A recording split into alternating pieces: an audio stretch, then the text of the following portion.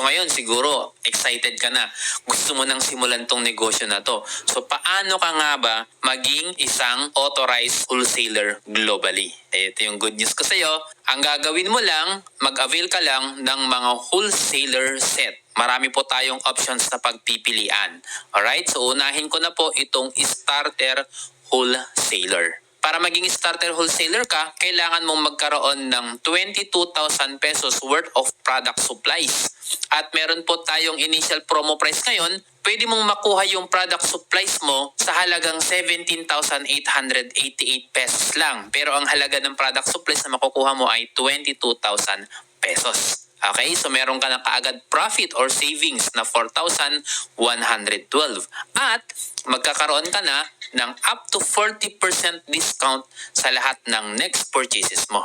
Okay? At syempre, makukuha mo rin lahat ng mga benefits at perks ng isang wholesaler. At kasama na rin po dyan yung pag-access mo sa lahat ng branches entitled for royalty, rewards, and rebates. Ito po yung sample computation ng kikitain ng isang starter wholesaler. Kapag ka ikaw ay nakabenta ng worth 200,000 pesos total sales ng JC Organic Barley, kikita ka ng 80,000 pesos. Okay? Yan po ay 40% ng 200,000. What if nakabenta ka ng 1 million? Di kikita ka ng 400,000. O, di ba? Napakalaki po niyan. Okay? Pero alam mo ba na mayroong mas mataas dyan? Mas malaki ang kikitain. Ito po yung wholesaler. Marami rin pong nag-a-avail nito, wholesaler package. Ang product supplies na kailangan mo dito ay 75,000 pesos. At merong initial promo price din po tayo dito. Ang ilalabas mo lang ay 53,664 pesos. Makakakuha ka na ng product supplies na 75,000 pesos ang halaga. So meron ka ng profit or savings na 21,336 pesos. At hindi lang yan, up to 43% ang magiging discount mo sa mga next purchases mo.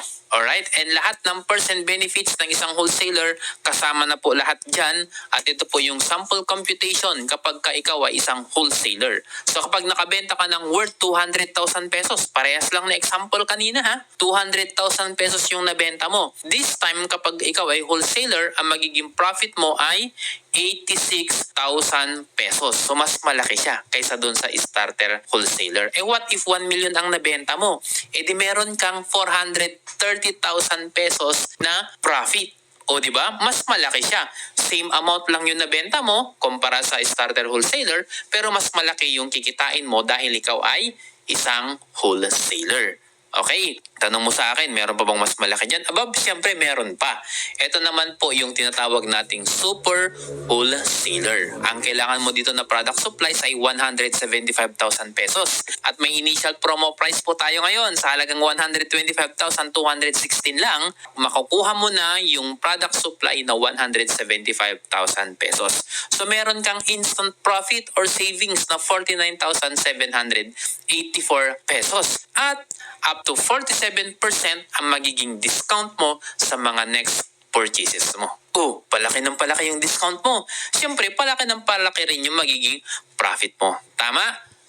At siyempre, kasali rin lahat dyan yung perks and benefits. So ito naman yung sample computation kapag ka ikaw ay super wholesaler. Nakabenta ka ng 200,000 din ha. Same amount din ng kanina yung mga example ko sa previous one. This time, ang kikitain mo na ay 94,000 pesos kasi 47% profit ka.